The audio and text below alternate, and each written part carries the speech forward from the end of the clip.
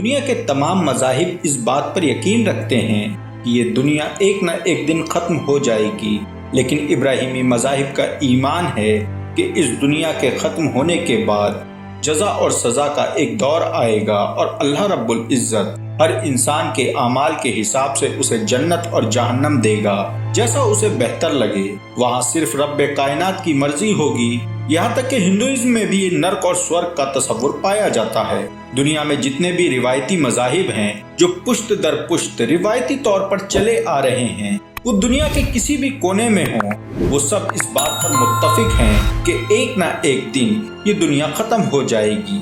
لیکن میرے عزیزو، حیرانی کی بات یہ ہے کہ آج سے پہلے سائنسدان اس چیز کو تسلیم نہیں کرتے تھے کہ یہ دنیا ختم ہوگی، یعنی سائنس کبھی بھی یہ تسلیم نہیں کرتی تھی کہ یہ دنیا ختم ہو جائے گی۔ لیکن خدا کی قدرت، پچھلے 25-30 سالوں میں سائنسدان اس چیز کا دعویٰ کرنے لگے ہیں کہ یہ دنیا بہت جلدی ختم ہونے والی ہے۔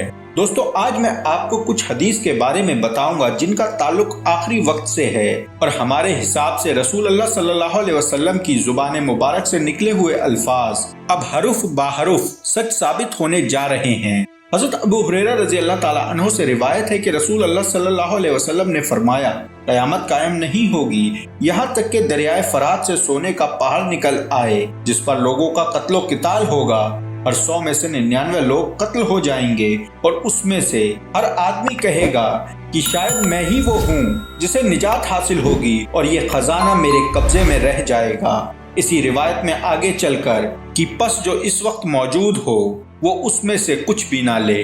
حضرت ابی بن کعب رضی اللہ تعالیٰ عنہ روایت کرتے ہیں کہ ہمیشہ لوگوں کی گردنیں طلب کرنے میں ایک دوسرے سے اختلاف کرتی رہیں گی۔ میں نے رسول اللہ صلی اللہ علیہ وسلم سے سنا ہے کہ عنقریب دریائے فرات سے سونے کا پہاڑ برآمد ہوگا۔ جب لوگ اس کے بارے میں سنیں گے تو اس کی طرف روانہ ہوں گے، پس جو لوگ اس کے پاس ہوں گے وہ کہیں گے کہ اگر ہم نے ان لوگوں کو چھوڑ دیا تو وہ اس سے سارا کا سارا لے جائیں گے اور وہ اس پر قتل و قتال کریں گے اور ہر 100 میں سے 99 لوگ قتل ہو جائیں گے۔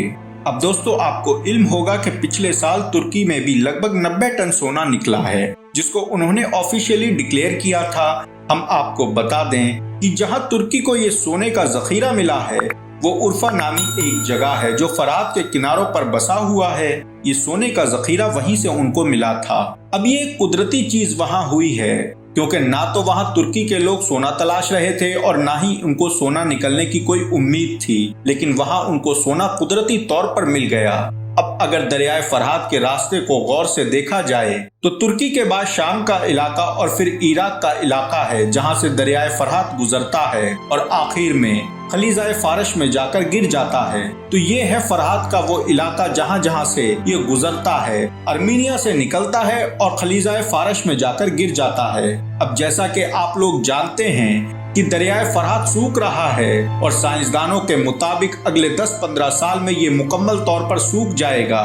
ان علاقوں میں کوئی پانی نام کی چیز باقی نہ رہے گی، نہ دجلہ میں پانی ہوگا اور نہ فرات میں پانی کی ایک بوند بچے گی۔ اب غور کرنے والی بات ہے کہ آج سے تقریباً 150-200 سال پہلے جب افریقہ میں سونا نکلا تھا تو وہاں پر کیا ہوا تھا؟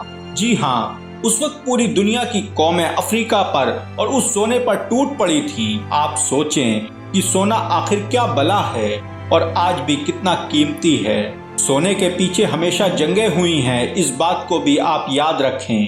اب آج بھی سونے کے سب سے زیادہ ذخیرے افریقہ میں موجود ہیں، لیکن افریقہ کی مالی حالت بہت خراب ہے۔ وہاں کرنسی کی ویلیو بہت کم ہے، وہاں قحط ہے، بھوک مری ہے، غربت ہے۔ وہاں کے لوگ ایک وقت کا کھانا بھی ٹھیک سے نہیں کھا پاتے، وہاں لوگ بھوک سے مر رہے ہیں۔ کیوں؟ کیونکہ لوگوں نے وہاں جا کر انہیں لوٹا، ان کو غلام بنایا گیا، جس کی وجہ سے ان کی یہ حالت ہوئی۔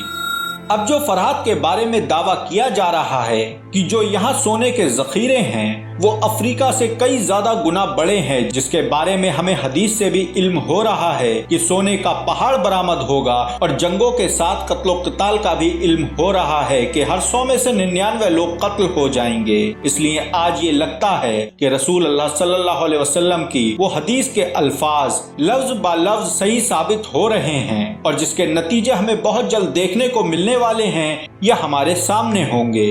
अब लड़ाई शुरू कहाँ से होनी है? तो जवाब है बैतुल मक़दिस की आबादी, मदीना की वीरानी और मदीना की वीरानी जंगों का आगाज। अब अगर गौर करें तो बैतुल मक़दिस की आबादी भी शुरू हो चुकी है और सबसे हैरानी की बात यह है कि बहरे तिब्रिया, जिसको सी ऑफ गलील भी कहा जाता है, उसमें पानी अचानक से बढ़ गया है। हम आपको बता दें कि बहरे तिब्रिया एक मीठे पानी की बहुत बड़ी झील है, इसलिए इसे समुद्र यानी सी का नाम हासिल है। अब अगर हम इसके बारे में डिटेल से देखें तो पिछले 15-20 सालों से लगातार इसका पानी खुश्क हो रहा था, लेकिन अब हुआ कुछ यूं है कि तिब्रिया बड़ी तेजी से भर गया है और इतना भर गया है कि इसके आसपास के इलाके भी डूबने की कगार पर पहुंच गए थे। और ये सब कुदरती तौर पर सिर्फ बारिश से हुआ है, यानी अल्लाह रब्बुल इज्जत ने उसको भर दिया। अब जाहिर सी बात है कि किसी भी शहर के आबाद होने के लिए वहाँ पानी एक बहुत जरूरी चीज है। और अब जब तिब्रिया भर चुका है तो यरूशलेम की आबादी भी नजदीक है, और यरूशलेम की आबादी का मतलब है कि अब वो जमाना नजदीक आ गया है जब इस तमाम इलाके पर यहूदियों की सल्तनत होगी और उनका मसीह यानी दज्जाल आकर वहां से हुक्मरानी करेगा। इसके अलावा यहूदियों ने इसके लिए रास्ता हमवार करना भी शुरू कर दिया है और तमाम अरब ममालिक से अपने रिश्ते बेहतर करने में लगे हुए हैं। दोस्तों, इसके अगले पार्ट में हम 2 और कुदरती इवेंट्स के, नेचुरल इवेंट्स के बारे में बताएंगे जो हाल फिलहाल में हुए हैं। उम्मीद करते हैं आज का वीडियो आपको पसंद आया होगा। अगर आप चाहते हैं कि वीडियो दूसरों तक पहुंचे तो वीडियो को शेयर जरूर करें। आज के वीडियो में बस इतना ही, फिर मिलते हैं अगले वीडियो में। तब तक के लिए अपना बहुत सारा ख्याल रखें। अल्लाह हाफिज, अस्सलाम वालेकुम।